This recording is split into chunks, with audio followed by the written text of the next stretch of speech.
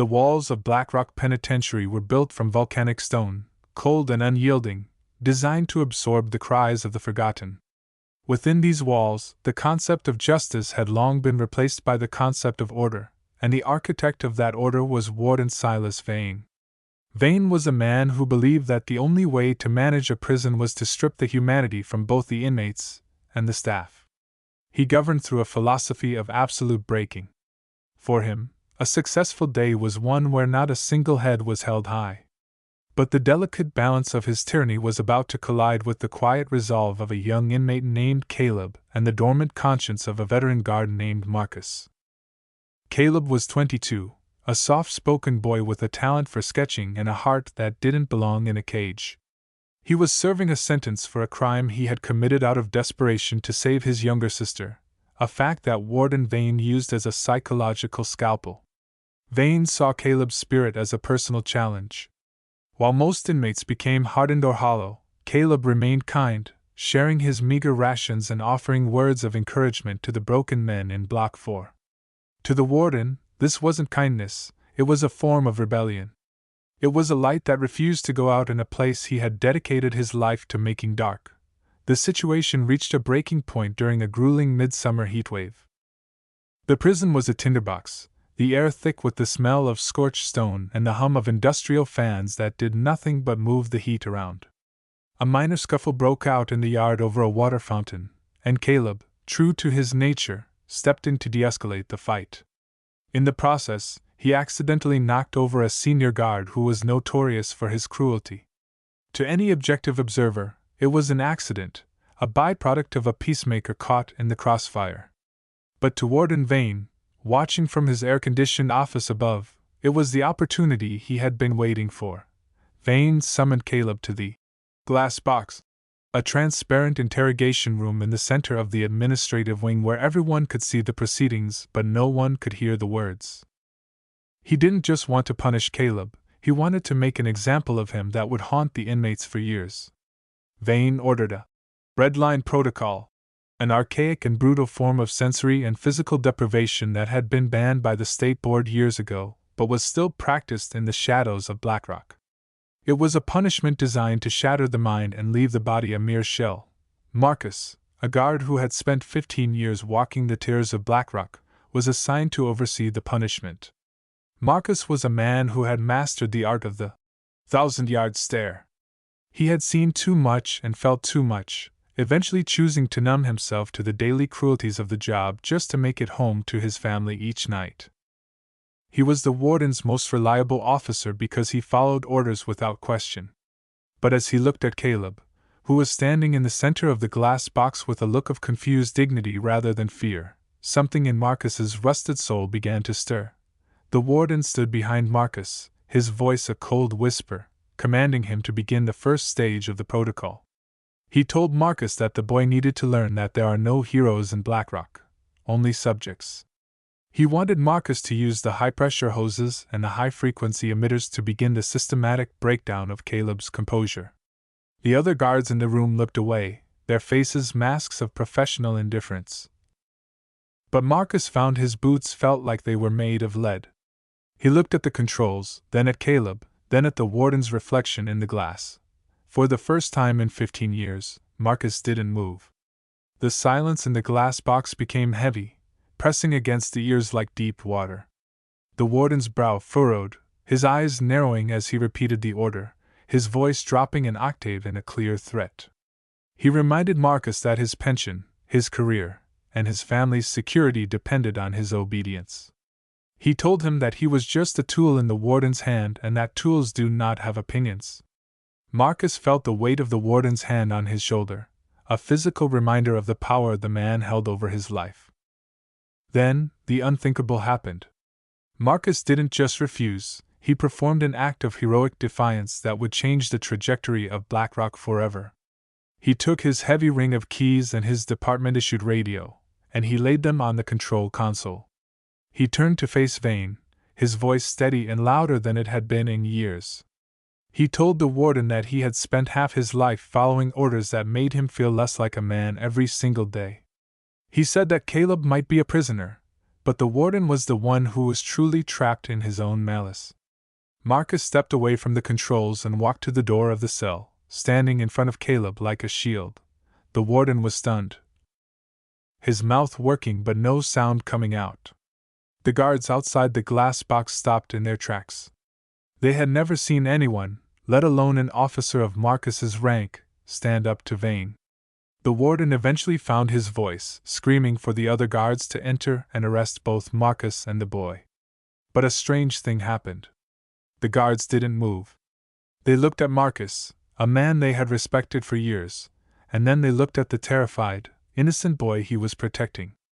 The years of suppressed guilt and the weight of Vane's tyranny seemed to crest all at once. One by one, the other guards began to lower their batons. It wasn't a riot, it was a strike of conscience. The air in the administrative wing shifted from fear to a volatile, electric sense of possibility. Marcus looked through the glass at the hundreds of inmates who were watching from the tiers, their faces pressed against the bars. They had seen the defiance. They had seen a guard choose a prisoner over the warden. The innocent kid wasn't just a victim anymore, he was the catalyst for a revolution that was starting in the heart of the men who were supposed to be his keepers. Warden Vane, realizing he was losing control of the room, reached for his own sidearm, but Marcus was faster. He didn't draw a weapon, he simply put his hand on the door lever and pulled Caleb out of the box. He told the warden that the protocol was over, and that from this moment on, the rules of Blackrock were going to be rewritten.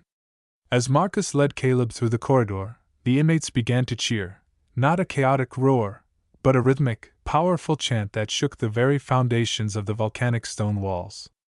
The fight was no longer about a scuffle in the yard, it was a battle for the return of humanity to a place that had forgotten its name. Marcus knew that the next few hours would be the most dangerous of his life. The warden still had the power to call in external tactical teams, and the backlash would be severe. But as he looked at Caleb, who was breathing the stale air of the corridor like it was the freshest mountain breeze, Marcus felt a lightness in his chest he hadn't known since he was a young man. They reached the central hub, where the rest of the shift was waiting, their loyalties divided and the tension at a breaking point. The sun began to set, casting long, bloody shadows through the high windows, and Marcus realized that the night was going to be long, but for the first time, he wasn't afraid of the dark. The transition from defiance to open conflict happened in the span of a single heartbeat. As Marcus led Caleb into the central hub, the facility's emergency sirens began to wail, a high-pitched, mechanical scream that signaled a code red lockdown. Warden Vane had retreated to the high-security comms room, and his voice soon crackled over the prison's PA system, distorted and dripping with venom. He declared that a state of insurrection was in progress, and that Officer Marcus was now considered an armed combatant. He ordered all loyal staff to lethal force. The air in the hub turned frigid. Marcus looked around at his fellow guards, some held their ground beside him, while others began to back away into the shadows, their hands hovering over their holsters. The tension was a physical weight, pressing against Caleb's chest as he clutched a sketchbook he had managed to grab from his cell, the only thing that reminded him of who he was. Marcus signaled for his small group of defectors to retreat toward the infirmary, the only wing with a reinforced steel door and an independent power supply. They moved with a tactical precision that only years of drills could provide, but this time, the enemy wasn't a rioting gang, it was the very institution they had served. Behind them, they could hear the heavy boots of the warden's hand-picked special response team entering the block from the north gate. These were men who lived for the violence of the job, and they didn't care about the boy's innocence. Inside the infirmary, the air smelled of antiseptic and fear. Marcus barricaded the door, his breath coming in sharp, controlled bursts. One of the younger guards, a rookie named Miller who had joined the Defiance, asked what the plan was, his voice cracking under the pressure. Marcus didn't sugarcoat the reality. He told them that Vane had called in a private security contractor, men who operated outside the law, to sanitize the block before the state inspectors could arrive. They weren't just there to arrest them, they were there to eliminate the witnesses of the warden's illegal protocols. Caleb sat in the corner, his eyes wide, realizing that his life had become the epicenter of a war he never asked for. As the first flashbang grenades detonated against the infirmary door, the world turned into a blur of white light and deafening noise. The heavy steel groaned under the pressure of a hydraulic ram. Marcus stood his ground, not with a firearm, but with a heavy riot shield and a resolve that seemed to radiate from him like heat. He told Caleb to get under the surgical table and stay silent. When the door finally gave way, the room was flooded with smoke and the red beams of tactical lasers. The contractors moved in like shadows, but they didn't expect the ferocity of men who were fighting for their souls. The struggle was primal. Marcus used the cramped quarters of the infirmary to his advantage, turning the narrow aisles between hospital beds into choke points. He fought not with the intent to kill, but to disable and hold. He was a mountain of a man, fueled by 15 years of suppressed regret. Every blow he landed felt like he was striking back at the warden's tyranny. Beside him, the other guards fought with a desperation that only comes when there is no path back to the old life. But the contractors were relentless, and the numbers were against them. Marcus took a glancing blow from a bat into his ribs, a sharp crack echoing in the small room, but he didn't falter. He stepped forward, driving his shield into the lead contractor's chest, pushing the line back toward the shattered door. In the midst of the chaos, the warden's voice returned to the intercom, gloating. He told Marcus that it was over, that the state would only see a report of a tragic accident during a prisoner-led riot. But Vane had made one fatal mistake. He had forgotten that in the digital age, even BlackRock had a backdoor. Caleb, who had been huddled under the table, noticed a discarded tablet belonging to one of the contractors. While the fight raged inches from him, his fingers flew across the screen. He wasn't a hacker, but he was observant. He had seen the codes the guards used for months. He found the facility's internal server and realized the warden was recording everything on a private cloud to use as blackmail against his own staff. Caleb looked up at Marcus, shouting through the roar of the combat. He told Marcus that the footage of the Red Line protocol and the current assault was being live-streamed to a private server. If they could get the signal out to the main gate's antenna, the entire world would see the warden's crimes in real time. Marcus realized this was their only exit. He grabbed a radio and tuned it to the frequency of the yard's maintenance crew, men who hated Vane more than anyone. He told them to bypass the signal jammers in the North Tower. It was a long shot, a desperate gamble that required the entire prison to work as one. The response was immediate. From the cells surrounding the infirmary, a different kind of noise began, a deafening, rhythmic banging on the bars. The inmates weren't rioting, they were creating a diversion. They began to set fire to their mattresses, filling the ventilation shafts with thick, black smoke that blinded the warden's tactical teams and forced them to retreat from the hub. In the confusion, Marcus grabbed Caleb and made a break for the communications tower. They ran through the dark corridors, guided only by the emergency lights and the roar of the inmates' support. They reached the base of the tower just as Warden Vane emerged from the shadows, a sidearm clutched in his shaking hand. He looked like a man who had lost his mind, his neat uniform torn and his eyes wild with the realization that his kingdom was turning to ash. He aimed the weapon at Caleb, screaming that the boy was the virus that had destroyed his life. But Marcus didn't hesitate.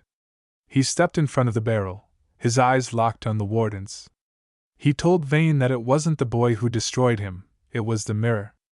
Vane pulled the trigger, but the hammer clicked on an empty chamber. One of the maintenance workers had sabotaged the armory's ammunition supply hours ago. Marcus didn't strike the warden. He simply took the gun from his hand and handed it to the federal marshals who were at that moment breaching the outer walls. The live stream had worked. The image of the HEROIC DEFIANCE had reached the governor's office, and the response was a full-scale federal intervention. As the sun rose over the scorched yard of BlackRock, the tactical teams were being disarmed and Warden Vane was being led away in the very shackles he had used on Caleb. The boy stood at the gate, the morning air cold and sweet, looking at Marcus, who was leaning against a transport van, his face covered in soot but his posture upright. The aftermath saw BlackRock shuttered for a complete investigation, and Caleb's conviction was overturned within the week. As he walked out of the processing center a free man, he found Marcus waiting for him in the parking lot. No longer in uniform. They didn't need to say much. The bond formed in the glass box was stronger than any words. Marcus handed Caleb his sketchbook, which had survived the fire and the fight. He told the kid to draw something beautiful for a change. As they drove away from the shadow of the volcanic stone walls, the innocent kid and the heroic guard left the past behind, knowing that while the system was designed to break people, it only took one person standing still to make the whole machine fail.